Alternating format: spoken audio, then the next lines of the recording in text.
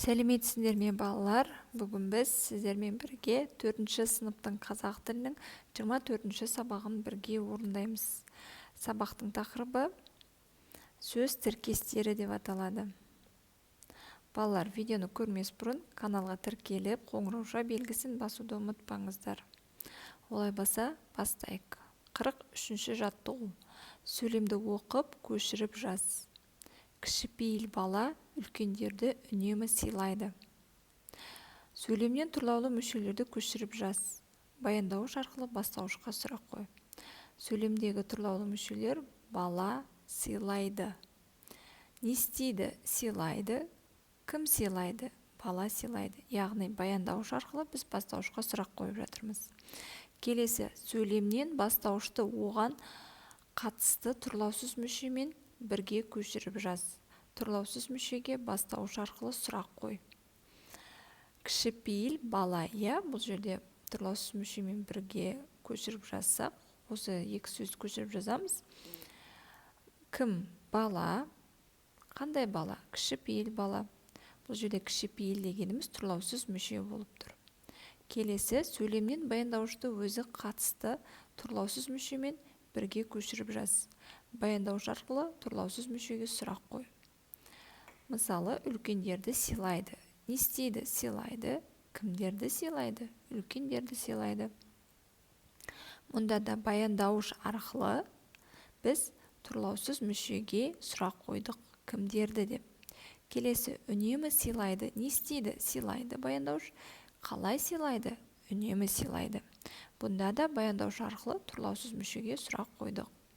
Ал енді сөз тіркесі неден құралады? Есімізге сақтайық. Сөз тіркесі басыңқы және бағыныңқы сөзден тұрады. Сөз тіркесінің құрамындағы сөздердің байланысы сұрақ қою арқылы анықталады. Сұрақ басыңқы сөзден бағыныңқы сөзге қаратып қойылады. Мысалы, жаманнан жирену. Жирену. Неден жирену? Жаманнан жирену. Яғни, бұл жерде жирену дегеніміз басыңқы сөз, ал жаманнан деген сөз бағыныңқы деген сөзді білдіреді. Келесі, адал дос. Кім? Дос. Бұл басыңқы сөз. Қандай дос? Адал дос. Бұл бағыныңқы сөз. Екінші рет. Нешінші?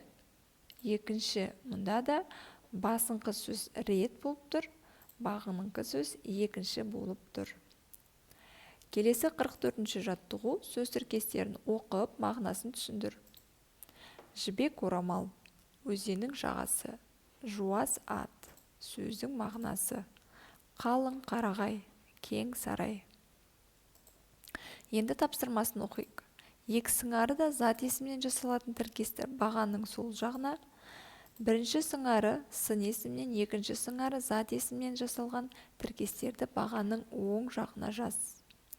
Балалар, мінеке біз екіге бөліп көрсеттік. Зат есімнен жасалған сөз тіркестері сөздің мағынасы, өзеннің жағасы, жібек орамал. Не мағынасы, ненің, сөздің, екеуі де зат есімнен жасалып тұр. Өзеннің жағасы, не жағасы, ненің, өзеннің, екеуі де зат есім. Жібек орамалда дәл солай екеуі де зат есімнен жасалып тұр. Келесі, сын есім мен зат есімнен жасалған сөз тіркестері. Жуас ат. Не ат? Қандай ат? Жуас ат. Мұнда жуас дегеніміз сын есім, ат дегеніміз зат есім болып тұр. Қалың қарағай. Не қарағай? Қарағай қандай? Қалың. Қалың деген сөз сын есім, қарағай дегеніміз зат есім болып тұр. Кең сарай да дәл солай. Не сарай? Қандай сарай? Кең сарай. Келесі тапсырмасын оқиық. Өзің қалаған тіркесті қатыстырып сөйлем құрап жаз. Мінеке балалар, біз мынандай сөз тіркестерін қатыстырып сөйлем құрадық. Қалың қарағай арасынан қоянды көріп қалдым. Анам әжеме жібек орамал сыйлады. Өзеннің жағасында қалың қамыс өсіп тұр. Сөйлемдегі сөздердің байланысын сызбамен көрсет. Мінеке балалар, біз сөйлемде бірнеше сөздер байланысып тұр бір-бірімен, соларды сызбамен көрсеттік. Ары қарай 45-ші жаттығу. Берілген сөз таптарының топтарының сөз тіркестері екенін сызбаны пайдаланып дәлелде. Атаның өсиеті, қазақша сөйлеу, тақпақты жаттады, кең өлкенің. Енді бұл сөздерге сызбаны пайдаланып сөз тіркестері екенін дәлелдеуіміз қажет. Сөз тіркесінің бірінші сыңары екінші сыңардың мағынасын анықтай түседі. Сөз тіркесінің екінші сыңары ол негізгі мағына білдіреді. Екінші сыңар арқылы сөз тіркесінің бірінші сыңарына сұрақ қоямыз.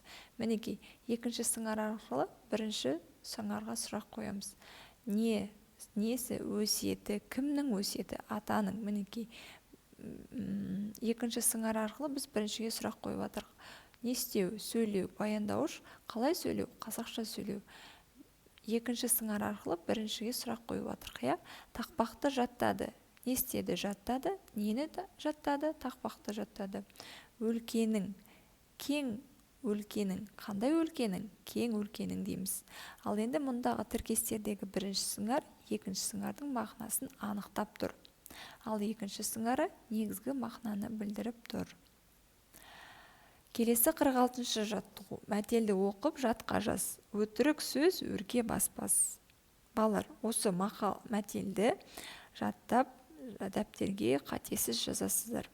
Осы сөйлемдегі сөз тіркестерін сызбамен көрсет. Сөз тіркестерін дұрыс тапқаныңды дәлелдеп көр.